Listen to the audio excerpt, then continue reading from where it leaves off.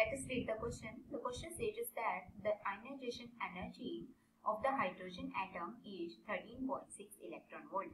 So calculate the Rydberg constant for the hydrogen. Okay, so हमें ionization energy given है hydrogen atom की और हमें क्या कैलकुलेट करना है Rydberg constant for the hydrogen atom. Okay, so Rydberg constant हम देखते हैं की concept of the question. Okay, so जो की कॉन्सेप्ट हम इस क्वेश्चन में यूज करने वाले हैं that is the relation of Rydberg constant with the energy with the wavelength in the hydrogen atom.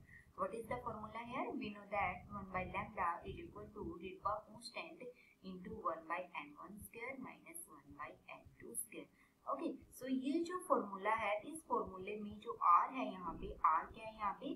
Rydberg constant.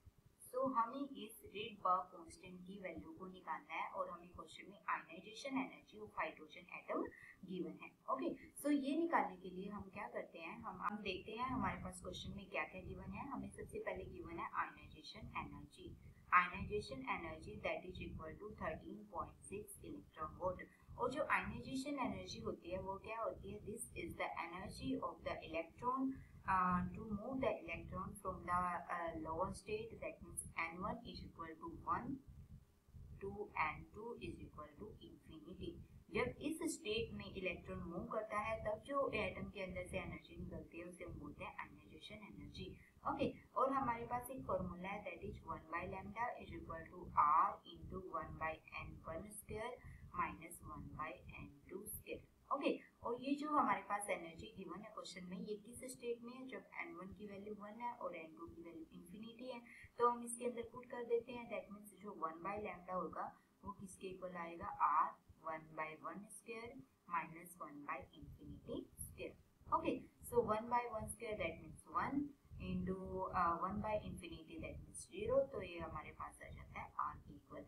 सो यानी कि जो 1 by lambda की वैल्यू है वो आ गया हमारे पास r की equal. 1 by lambda is equal to r from here. Okay, उसके बाद हम जैसे लैम्डा का जो रिलेशन है वो r के साथ, एनर्जी के साथ हम रिलेशन निकालते हैं लैम्डा का. तो एनर्जी के साथ रिलेशन क्या होता है कि जो एनर्जी होती है वो किसके इक्वल होती है? h न्यू के इक्वल, आइंस्टाइन इक्वेशन से.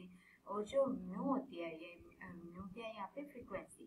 और फ्रीक्वेंसी किसके इक्वल होती है? c is equal to nu lambda होता है हमारे पास. ओके, तो c is equal to nu lambda. So that means हमारे पास यहाँ पे क्या होगा? जो लैम्डा है इसकी वैल्यू कितनी होगी? म्यू की वैल्यू कितनी होगी? c by lambda. Okay, so c by lambda हम यहाँ पे पुट कर देते हैं. So h c by lambda, और ये हमारे पास किसके इक्वल आएगा आगे? H c by lambda. और 1 बाय लैम्डा किसके इक्वल है? आर के.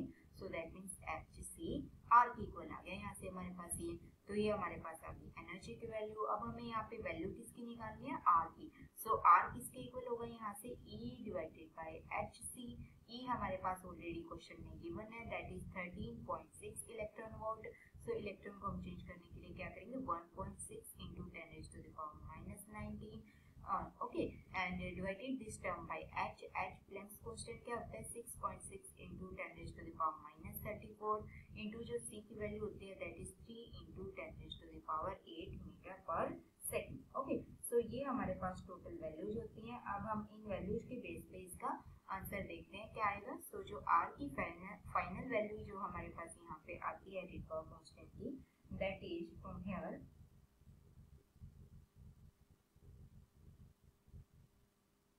1.09.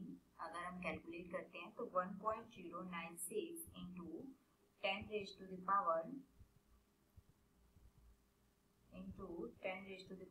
7 पर मीटर. ओके, सो ये हमारे पास आता है Rydberg constant की value for the hydrogen atom. Okay, so this is the final answer of the question. I hope you understood it well. All the best.